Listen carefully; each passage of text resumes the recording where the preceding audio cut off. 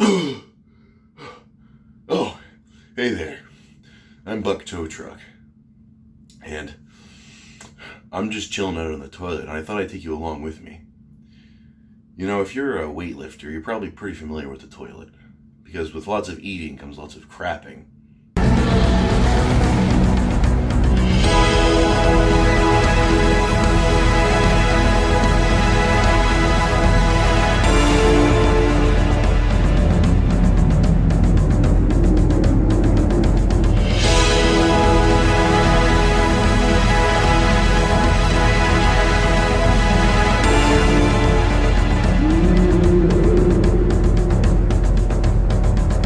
He's gotta be on something.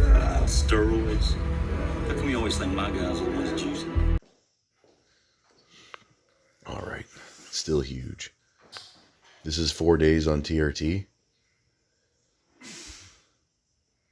Look at that hip thrust.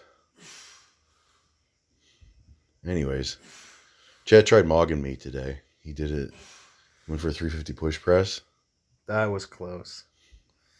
I got yelled at. Well, I didn't get yelled at. Some guy came over to me. He's like, there's managers here, and they want you to quiet down, or else they're gonna kick you out." Oh shit. Jeez, Chad. And I talked to the girl at the front counter, and then she's like, "Yeah, I don't care if you're loud." Oh man. Jeez. Was it the hot dog lover that No, to you? that guy's always really nice to me. Okay, yeah. Yeah. Well, anyways, he wants the Italian sausage. Anyway, so look at that sweet lad. This is 275. I didn't want to start lower than 275 because to me 275 for overhead press is a pretty good number. And even though I'm going to lose weight, I don't want to be pressing less than that. And anyways, this is on Friday morning, and we're going all the way to Sunday when we're recording this. It's 4:22 p.m. Chad has heated up his Popeye's chicken because it's the shiznit. And yeah, I had some of that too. It's surprisingly didn't make me want to vomit. Usually, like 3 pieces in. Well, I did eat 3 pieces, but after 2 pieces, then I started to get nauseous from fried chicken. And you know what happened again today, Chad? The guy in the Discord, he's telling me about astragalus. You know, it's I think it lengthens telomeres. Anyways, it's really good for anti-aging. Then it increases IGF-1, improves kidney function. It's an antioxidant. And so, you know, whenever I hear these things, you know what I go do? I go out and buy it. Yeah, I order some from Amazon. And then he's talking about sunscreen, and he's showing me these pictures of people with the sun damage from the skin, or from the sun, obviously. And it's like, okay. He's like, I gotta get this spray-on zinc sunscreen, and it's like the pictures of the models that people have, like it looks like they painted their faces. So hopefully it freaking. I ordered one that was like bronze, and so I don't want to have a bronze face. I don't want to look like.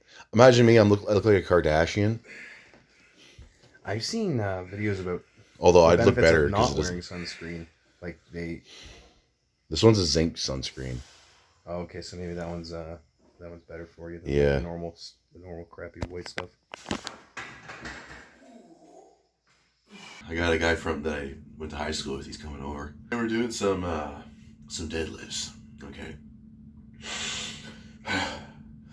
Hasn't worked out in 3 weeks. He hasn't worked out in 3 weeks. Holy shit. You know, for some reason, the longer I let my hair grow, the more freaking bald I look. This is, I got a peninsula on my head. Oh man, that's pathetic. It's one of the garbage islands off of the coast of New York. Fucking baby weight. Baby weight, I'm warming up. This freaking kid. This is my first workout, not alone, since 2021. I remember Curtis came over. Yeah, he's like, he does his squats. He's like, man, there must be like so much extra it must be the testosterone in the air from you or something, because I was feeling really strong today. All the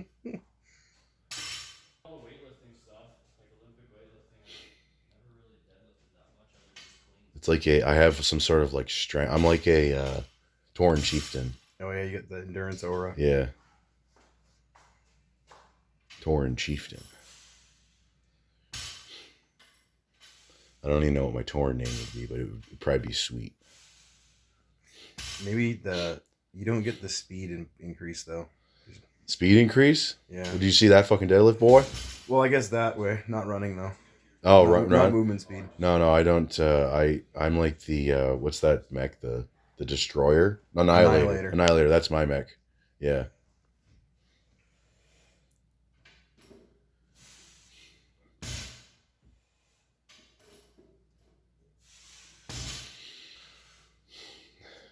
This is an odd occasion. Maybe I'll feature more people, more content creators. People. The guy asked me if I'm going to do an Eric Bugenhagen collab. Well, maybe if Eric gets big enough. If he gets big enough, yeah, I'll give him a chance. Yeah, we're probably the same age. Well, we'll do a freaking guitar battle. I think he's a little bit older than you. Yeah, we'll do a guitar battle.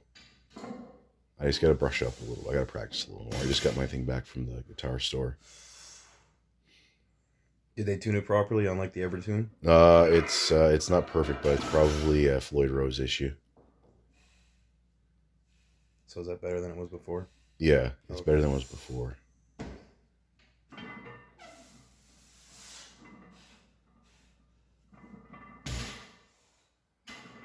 You notice how he did my start? Yeah. Yeah.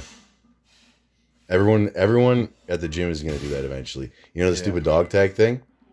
Oh. Well, the way I do it's not stupid, but people are gonna start jumping into position. Like, well, this is taken from Chris Hickson. Chris Hickson, who's that? Never mind. Well, yeah, I didn't take it from Chris Hickson. I was inspired by Chris Hickson. I was feeling pretty good yesterday. He just doesn't do the research. He just touch and goes. Yeah, touch and go is no good. It should be called bounce and go.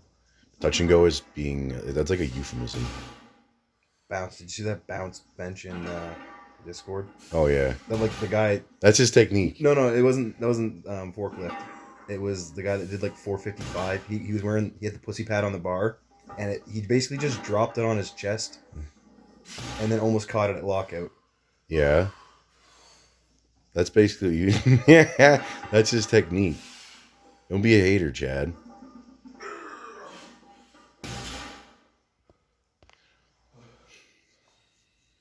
Here we go. You got to get a backside shot for the gram. Yeah, I let him use my belt. He's too skinny for it. Yeah. Yeah. Yeah, you can see how far it is off his back. Apparently, some guys like that. I was watching Graham Hicks, and he was bent over getting set up on the bar. He had his deadlift suit on. There was so much space between the belt and his body. I don't know how it could even be doing anything. I think it might just look that way because. No, there's no way. Well, no. He has it on back. I thought we were done. Here we go. Rolling up the weight. I was feeling pretty good. New custom shirt. It was like the hole's getting bigger every single set. Yeah, it's because of the lat pump. I'm lat dominant. Yeah, I'm lat dominant. But yeah, there's this guy. I don't even want to explain it, but you should use straps. That way, you're not training your forearms when you're trying to train your lats. Yeah. I want to focus on the squeeze. Here we go. At least I made sure I wasn't wearing my gray shorts. Those are freaking. Nobody wants to see that. Maybe. I don't want them to see it. And so, the way I do my micro plates, if you're gonna do weighted chin-ups, you basically got to use micro plates because you're not going to be doing you're probably not even going to be doing 1 pound jumps eventually, unless you're not gaining any body weight. Yeah, so this is the better way to do it. Just twice a week, 5 sets of 5. And because my lats actually feel good, I don't feel like I'm going to tear it every single day, or I really have to warm up. think what I wore before. But basically, before my warm up was my first work set, and then it would feel okay, which is not a good feeling. And this is after I tried doing low bar squats. I had a bunch of sets I was recording. I was doing like my warm ups and whatever. I was doing low bar. Holy shit, is that uncomfortable? And you know, I'd hit the bottom. And I was watching back. I had the right back angle, right foot placement, and my legs were, you know, I had a good stance. But when I would go to like do a thrust or like a hip drive out of the bottom, the freaking bar would want to roll forward. Yeah, I guess you weren't holding it tight enough. Wasn't I don't know what the hell else I could have done. The only problem with this bar though is that there's no center knurling. That might be a problem for doing low bar squats. You might need the center knurling. So anyways, I'm just gonna do this, and I think I'm gonna try these shoes out for a while because they felt pretty good. And because the problem with the cowboy boots is that the surface area is really terrible. So we'll try these things out for a bit. It doesn't hurt my toe. I'll use it for press tomorrow. And also these are looking pretty, well, actually they're kind of geeky. There we go. I don't want to hear any of that. I don't want to hear any of that. Oh, you look small now. No talking.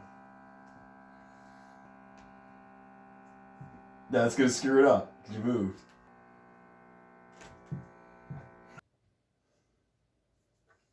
$144 over 66, 82 beats per minute. That's not bad.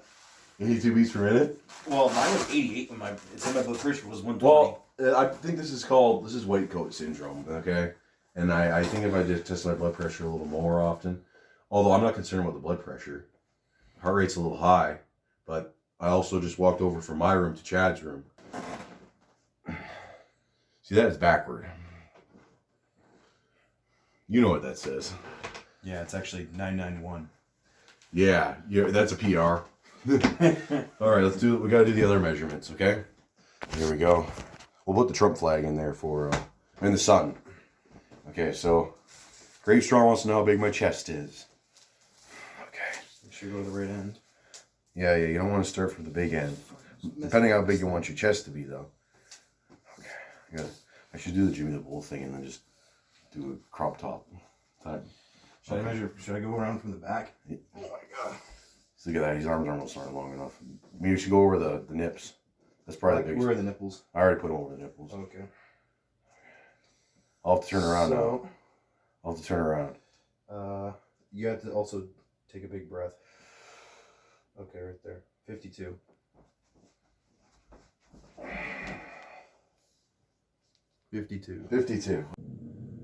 Okay, no food. Okay, so this guy's talking about astragalus, and astragalus is some sort of root popular in Chinese medicine. I think it's called Huang Qi, and it lengthens, maybe it shortens telomeres, reduces aging, and so I'm gonna look into that because I'm looking kind of old today, or in general. But that's also because I started tretinoin again. I got some rocky road action going on here because when you started, you get like a sort of purge for 2 weeks, maybe 2 to 3 weeks when you first reincorporate it. But then the effect it gives you is that it makes your skin glow. You're kind of like red. I don't really care about being red. I've been red for years. But and it's not really like you don't look like Red Hulk, but it smooths out the skin. And so I'm interested in that. And I'm not really concerned about UV damage, because they say that the dermatologists say that the main issue that that you have, that the new skin cells are very delicate, and so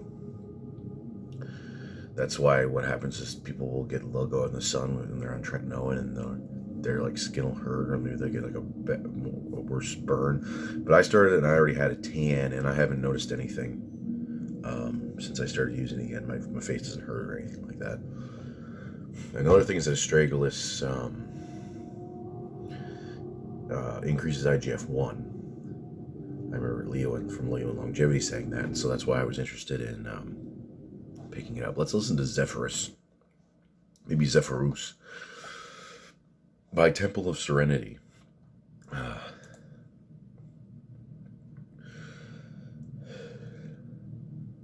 sun damages our DNA and directly contributes to aging. So my grandma looks old on the side of her face that was on the window side of the school bus she drove. Okay. Maybe I'll pick up some sunscreen. Man, I watch one thing, I hear one thing, then I gotta go spend some money. Like I bought Astragalus. Thankfully it's cheap. 500 milligrams is 10 cents. That's what I got off Amazon. It was on sale. And so I'll take, people are doing like 4,000 milligrams a day, 4 to 6 grams per day. And it is a short half-life, so you have to take it multiple times. And apparently you don't take it with food, which is actually way easier now that I'm not doing that bulk, because I don't eat nearly as much. My friend was talking, I told him that he's eventually going to get up to 300 pounds. He weighs 210. And that's usually what couples do, people do after high school. And the millennials haven't gotten old enough yet for us to really see their true potential for gluttony and mass tissue accumulation. And so anyways, the next 10 years are going to be interesting to see everyone that you saw everyone that you went to high school with. If you're a millennial, even if you're Gen Z, maybe you're just going to see them get, well, it's mostly in the belly, but some people are more they're liberal throughout they have a liberal accumulation of subcutaneous fat across the entire body. And generally the people that are just getting it in the belly are the drinkers. And it's just visceral fat. But then again, obese people are gonna have lots of visceral fat too. You just don't notice it as much because they have the Michelin Man build. So, pick that up. Oh, this guy. 37 years of age. The sun has prematurely aged this woman's skin. Hidden sun damage. Oh. But then again, it's when women don't age worth this shit. Oh, maybe I should do it anyways. It says there's zinc in it. Zinc has good stuff for this, good benefits for the skin. I take it oral. I take zinc picolinate 50 milligrams per day on an empty stomach. I gotta look into getting this. But whatever, if it makes me prettier, then it's worth it. And so what the hell else do we got here? This guy's taking the Astragalus powder from Nutricost. What were we talking about? Oh yeah, some guy from New Zealand. He's a Maui. I think that's what they call those people. The Pacific Islanders are probably, out of the races, I'm pretty sure that they have their sort of specialization is just accumulating. They can put on a lot of freaking pounds. That's why there's Akibono is a Hawaiian, and he well, some of those people are freaking huge. You ever see that huge guy that plays the ukulele? There's probably a bunch of them, but the guy, I remember he was in some show, and then there was, maybe the guy from Lost was a Pacific Islander. Maybe he was just a Mexican, I don't know. But anyways, this guy's lost. His name is Yuse Gang. He's from New Zealand. Anyways, his video series is, I try to lose weight in 100 weeks. Now he's on week 80. He's probably down 150 pounds. He started at 257 kilograms, which is like 500 and almost 560 pounds. So, oh man, that was freaking big. He's a big time Michael Jordan fan. So maybe he's around the same age as me, maybe a little older, because when Space Jam came out, that movie was freaking crazy.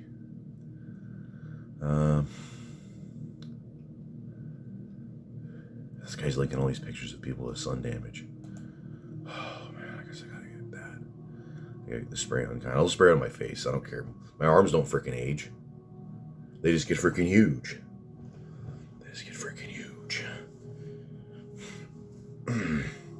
Oh my goodness.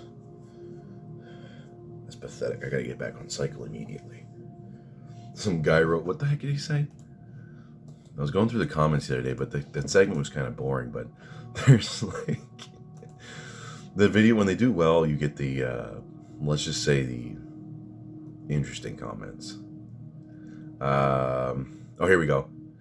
He's commenting on machines are for puny geeks, and this guy said, and when you blow a disc in your lower back because your form is terrible, you'll only be using machines. Gotta look like a big man, though. He's not wrong. If you have bad form, you can fuck your back up. I don't have bad form. Well, with that said, though, I'm going to switch to try doing low bar squats. I remember I said I did a video way back in the fall, and it was like low bar squat arc starting, and I remember I did like 2 workouts, and that was it, because I just didn't like the feeling of it. But the guy in the Discord mentioned that he started doing high bar squats, and his IT band, the pain started flaring up for the first time in his life, and he's been lifting for years. So, ciao. So, anyways, it was like you should probably give that a shot. And so, anyways, I was looking into it. I probably shouldn't go as heavy my first workout because you got to get the form down. And the main thing is leaning forward. Your back should be like this at this angle.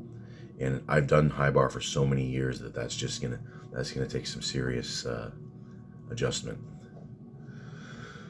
But if I can manage to make it work, then I'll be able to do more weight and also not be in a shitload of fucking pain. The IT band pain sucks. This guy said weighted chin-ups. Oh no, that doesn't matter. Anyways. This guy says, looking a bit small, Buck. What happened? Yeah, well, I've lost over 10 pounds since Monday. Okay. But Larry Wheels I said machines are for puny geeks, and this guy says, but Larry Wheels was asked which is harder, bodybuilding training or powerlifting, and his answer is bodybuilding. Yeah, this guy says that he probably said bodybuilding because of the cutting phase. This guy says, if you haven't tried bodybuilding, it's much harder, especially training to failure. The thing about that is that when you're training to failure on these sort of exercises, that the only sort of consideration that you have to be sort of, I don't know, maybe anxious about is just the amount of lactic acid or pain, the pain that you have to endure. But when you're doing strength training, you have the the weights don't move easy. Like if you're doing a heavy set of 5 on squats or deadlifts, then you not only do you have to focus on the form, because that's another thing, is the form's harder on the barbell exercises. Deadlift's not that hard. Bench press isn't that hard, although some people try and make it hard. Like apparently, it doesn't really matter. But anyways, I'm not saying my form is good on bench. It can probably get optimized, but I don't really care. You got to also be concerned with like you might break your back, okay, or have some other sort of issue. So I think that both are hard, but it's hard to say like if I think that having a good like pain tolerance is probably good, or at least you have to be able to push yourself really hard for longer sets. That's why I like the 20 rep squat program, and then I've done those higher rep deadlifts, like 8, 9, 10 reps. I think that's good to go through that. But the another reason why you can't really be doing that every single week. I guess suppose some people do that maybe, but it's going to failure on these barbell exercises every week, and you could probably mentally burn out a lot faster. But yeah, it is true. If you're doing leg extensions, that's probably the most painful thing. You get the lactic acid in your quads because there's so much mass, and so there's so much lactic acid that's generated. I don't know exactly what I think. It's some sort of like metabolic waste product.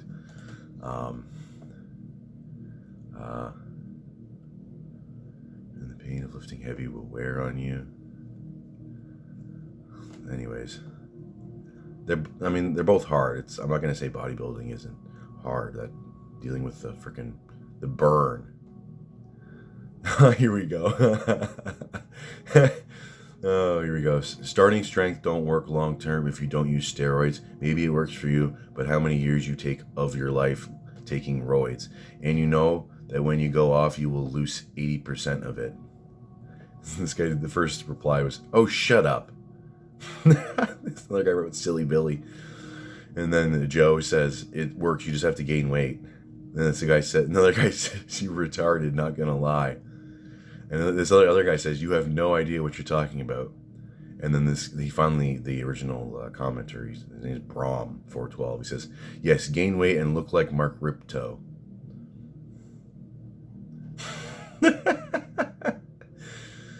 Oh.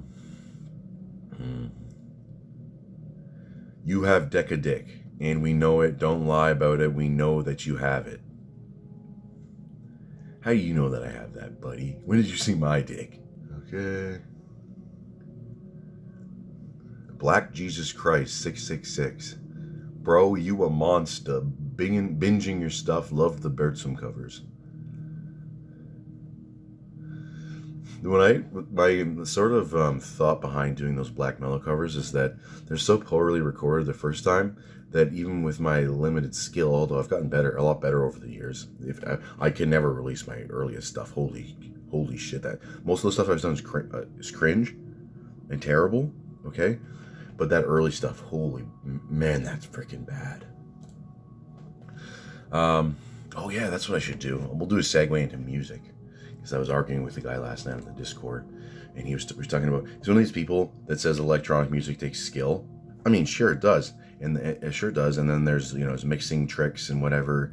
You got these sorts of sounds you can put in there, and they sample a lot of things.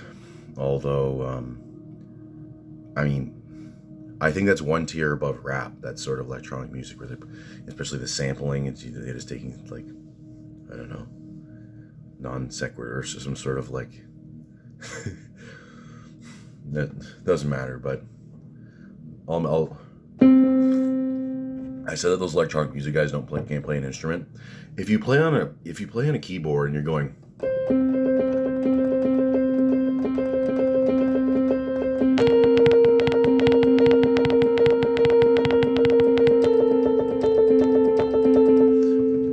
you're not a fucking pianist, okay?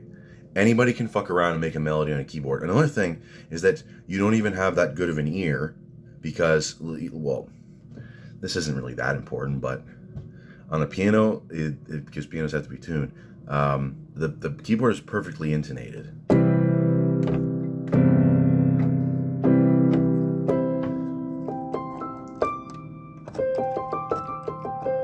So,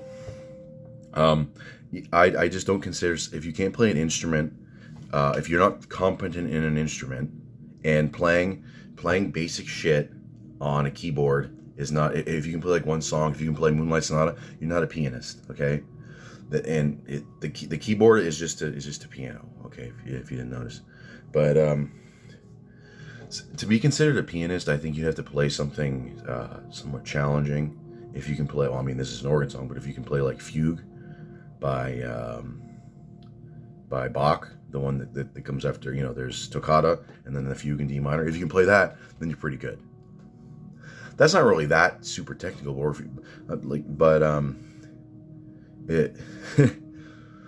another thing is about this electronic music is that it's all snapped to the grid. It's all quantized. Okay, which means that you don't necessarily have to have that good of timing. And when you're playing the music live, you're just using backing tracks. I listen to Devin Townsend. He uses a lot of backing tracks, but he also he doesn't really need backing tracks because he has lots of solo stuff where he's just playing his acoustic guitar. And that's just because he mainly uses backing tracks because the music he has is a wall of sound. And if you don't have the backing tracks there, which would require you to have like 100 people with you, then the songs would be sounding kind of empty compared to their studio recordings. So, and then the thing with the, he's listening to drum and bass music. And so, if you've lived through the 90s, or if you've, I was in the 90s, I still remember, I was born in 92. So, I'm not a 90s lore master, but I've, I experienced the 90s, and I've watched lots of 90s sort of content, movies, and some TV shows.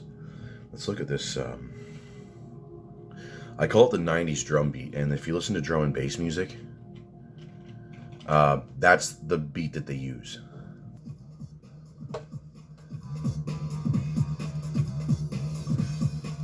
Okay, so that drum beat is in like everything in the 90s. Okay, well, I don't know, that might be a 2000, but I hate that fucking drum beat. Okay, not because it's basically it's kind of the same reason why I don't like Metallica. It's just that I've heard that shit way too many times, and I'm sick of it. I think that also there's the Mea Culpa band. What the hell are these guys called? No, that's not what they're called. Enigma. Let's go here. Come on.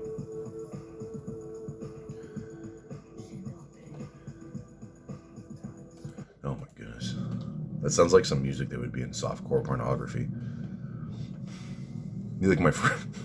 I don't know if I even talked about this, and we're like, I don't know. Whereas my one friend, I always thought when we were really younger, I thought he was like the cool kid. Okay, not anymore. He's a dork. I'm just kidding. But my parents were kind of like I wasn't allowed to watch The Simpsons, and I wasn't allowed to watch pro wrestling. I eventually watched it later, but I was like 11 or 12. And but when I go over to his house, we just like we'd almost watch anything. And I remember it's like late night TV, and I think it's City TV, which is a show here or a channel here in Canada, and we got CTV, City TV, A channel. I don't know if that's around anymore. APTN, Aboriginal People's Television Network. What the hell else do we have? CBC. Anyways, I think A channel's out of Hamilton. Hamilton's the Detroit of Ontario. So, anyways, we're watching a show. I remember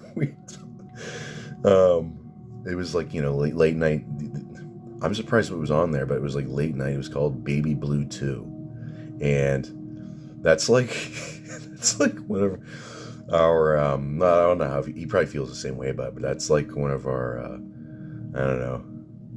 You're like, we're never going to forget that. We're like 6 or 7 years old, and we tune into Baby Blue 2. And there's another one called Ed the Sock, which is like some sort of, I don't even know what the hell you'd call that. Ed the Sock. He's some sort of like, he's a sock that's pissed off, and he's got a cigar, and he just has crude humor.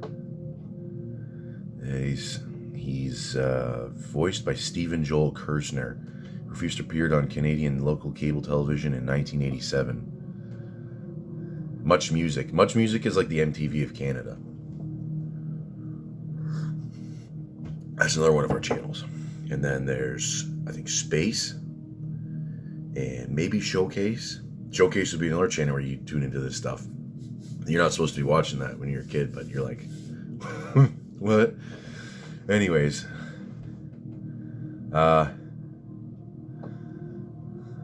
yeah. So, I don't know how I got to that sort of anecdote, but yeah, that was a hell of a thing.